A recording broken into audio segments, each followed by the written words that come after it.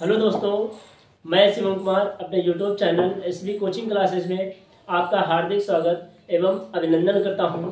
तो आज हम पढ़ेंगे आपके लिए 2 नंबर में आपके एग्जाम में आता है जिसे एक्टिव पैसिव कहते हैं ना। ये आपके एग्जाम में 2 नंबर में हर बार एग्जाम में पूछा ही जाता है, ठीक है। तो आज हम आपको एक्टिव पैसिव करना सिखाएंगे और देखते हैं कि एक्टिव पैसिव कैसे किया जाता है, ठीक है। हालांकि इनको करने से पहले कुछ आपको रूल्स आने चाहिए, है ना।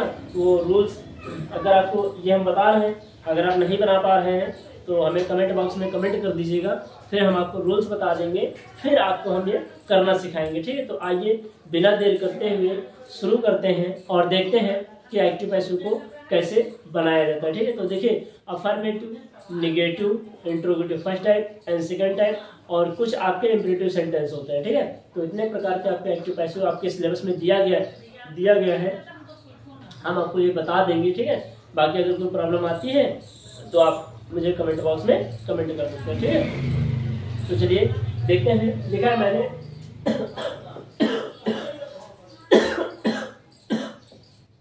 है आपका एक्टिव एंड पैसिव वॉइस, है ना। दिया है ही ईट्स द फ्रूट्स, है ना। अब यहाँ आपको ध्यान रखना, ये रूल है, ये आपका ईट लिखा है, वर्ब में एस या ईएस लगी होती है तो आपको टेंस की तो पहचान होगी ना। अगर वर्ब में एस या ईएस लगा है तो वो प्रेजेंट इंडेफिनिट होता है और उसको हम प्रेजेंट कॉन्टिन्यूअस में बनाते हैं, जिसकी हेल्पिंग वर्ब इज, एम और आर होती है ना। तो यहाँ से देखिए कैसे बनेगा।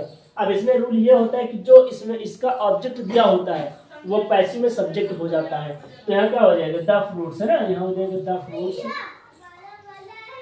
फ्रूट्स, ये हो जाएगा द फ्रूट्स।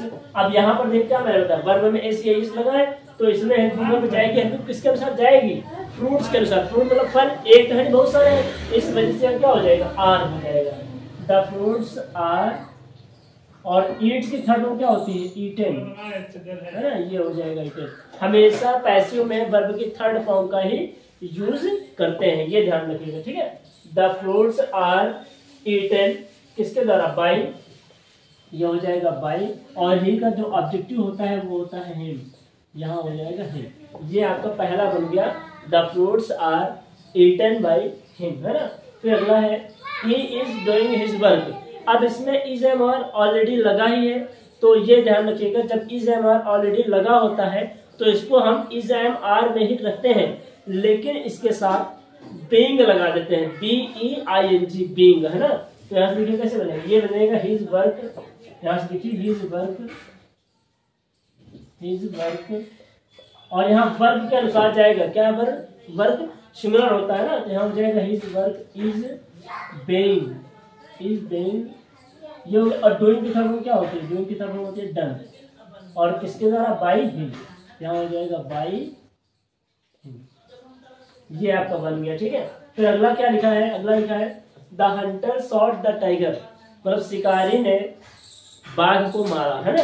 तो यहाँ देखिए, अब यहाँ कोई हेल्पिंग वर्ब है ही नहीं और ना एस या ईएस लगा है, जबकि शिकारी तो सिंगुलर होता है। तो ये ध्यान रखिएगा, जब इसमें कोई हेल्पिंग वर्ब ना मिले, एस या ईएस भी ना मिले, तो वो आपका पास्ट इंडेफिनिट में काउंट होता है, ठीक है। पास्ट इंडेफिनिट मतलब जिसमें वर्ब के सेकंड फॉर्म आती है तो ये जाएगा पास्ट कॉन्टिन्यूअस में, जिसकी हेल्पिंग वर्ब वाज और वर होती है, ठीक है। तो देखिए बनाएंगे इसको हम, यहाँ से हो जाएगा द टाइगर, यहाँ बनेगा द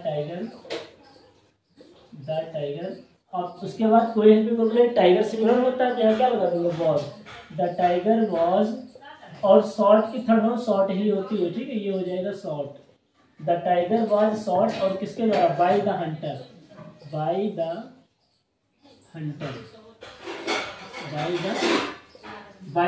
है ना। ये हो जाएगा the tiger was shot by the hunter. अगला दिया है he has been doing his work since 2 o'clock। एक बात ध्यान रखिएगा,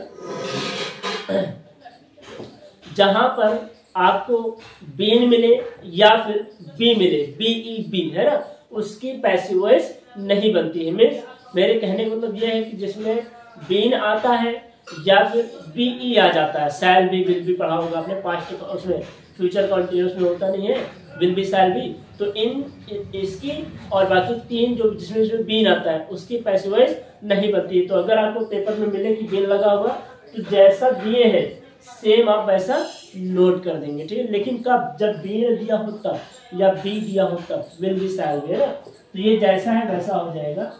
ही हैज बीन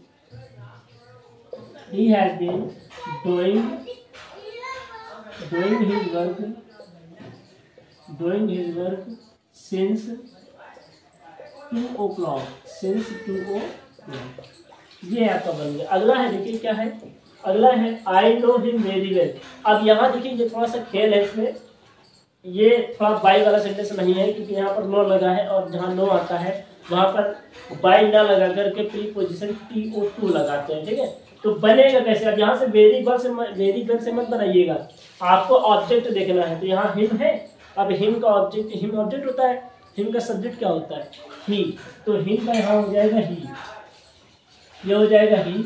अब यहाँ कोई वर्ब नहीं है और एस या ईएस भी नहीं है, लेकिन आप देख सकते हैं यहाँ प्लूरल आया और ये वर्ब की फर्स्ट फॉर्म है, इस वजह से ये प्रेजेंट इंडेफिनिट में माना जाए, मतलब मानने में होता है। अगर यहाँ न्यू लिखा होता तो ये पास्ट इंडेफिनिट हो जाता है ना। तो यहाँ क्या हो जाएगा, ही के बाद लगाएंगे इज, ही इज, और नो की थर्ड में क्या होती है, नोन, ही इज नोन, और किसके द्वारा, बाय सॉरी टू, और आई का होता है me, he is known to me, और कैसे, वेरी वेल, ये हो जाएगा वेरी और ये हो जाएगा वेल, ये बन जाएगा sentence, he is known to me very well. ये आपको थोड़ा इम्पोर्टेंट सेंटेंस है, आपको अच्छे से देख लेना है ताकि आप एग्जाम में गलत ना करें, ये इंपॉर्टेंट है, ठीक है। I know him very well, इस पर आप इम्पोर्टेंट लिख लीजिएगा, ठीक है। अगला क्या है, have you posted my letter, क्या तुमने मेरा लेटर पोस्ट कर दिया है। तो यहाँ देखिए, अब यहाँ पर पीछे क्वेश्चन वर्ड लगी है ना, क्वेश्चन वर्ड जब लगी होती है और हेल्पिंग वर्ब हैज और हैव आया है तो ये किसमें जाएगा, हैज बीन और हैव बीन में। लेकिन पहले क्या लिखिएगा, माई लेटर, तो थोड़ा सा स्पेस देंगे और यहाँ लिखेंगे माई लेटर, ये हो जाएगा माई लेटर, और माई लेटर क्या सिमिलर है ना, तो यहाँ हो जाएगा हैज और यहाँ हो जाएगा बीन, ये बनेगा हैज माई लेटर बीन, और पोस्टेड थर्ड फॉर्म है ही तो यहाँ हो जाएगा पोस्टेड, और किसके द्वारा, बाई यू हो जाएगा, ठीक है, बाई यू। अब ये देखिए ये कैसे बनेगा, यहाँ से student are doing a lot of work, है ना। तो यहाँ से देखिए कैसे बनेगा, ये बनेगा अ लॉट ऑफ वर्क, ये हो जाएगा अ लॉट ऑफ वर्क, है ना, ये हो जाएगा अ लॉट ऑफ वर्क। अब यहाँ इज एम आर ऑलरेडी लगा है, मैंने कहा था ना कि अ लॉट ऑफ, अगर इज एम आर लगा है तो उसके साथ बेइंग लगा देते हैं, तो क्या हो जाएगा, अ lot of work is being, और डूइंग की तरफ डन होती है, डन, और किसके द्वारा, बाय स्टूडेंट्स, है ना, बाय स्टूडेंट, है ना, ये बन जाएंगे।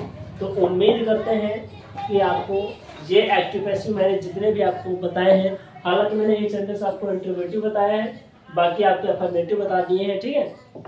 तो उम्मीद करते हैं कितने सेंटेंस आपको समझ में आए हैं, और अगर आपको सेंटेंस इतने समझ में आए हैं तो आप इनका स्क्रीनशॉट ले लीजिए, है ना। थोड़ा तबियत ना सही होने की वजह से आज की इस वीडियो में बस इतना ही बताएंगे, बाकी जो आपके बच रहे हैं अभी निगेटिव बच रहे हैं, बहुत सारे सेंटेंस अभी भी आपको सिखाना शुरू किए हैं, बाकी इतने देखिए। अगर आपको बनाने में कोई दिक्कत होती है या कोई प्रॉब्लम आती है तो आप मुझे कमेंट बॉक्स में कमेंट कर सकते हैं, फिर हम आपको पहले रूल बताएंगे, फिर आपको अच्छे से ये सिखा देंगे, तब ज़्यादा समझाएगा, है ना। हालांकि मैंने बता दिया, अगर कोई दिक्कत होगी तो आप मुझे कमेंट बॉक्स में कमेंट कर सकते हैं ना।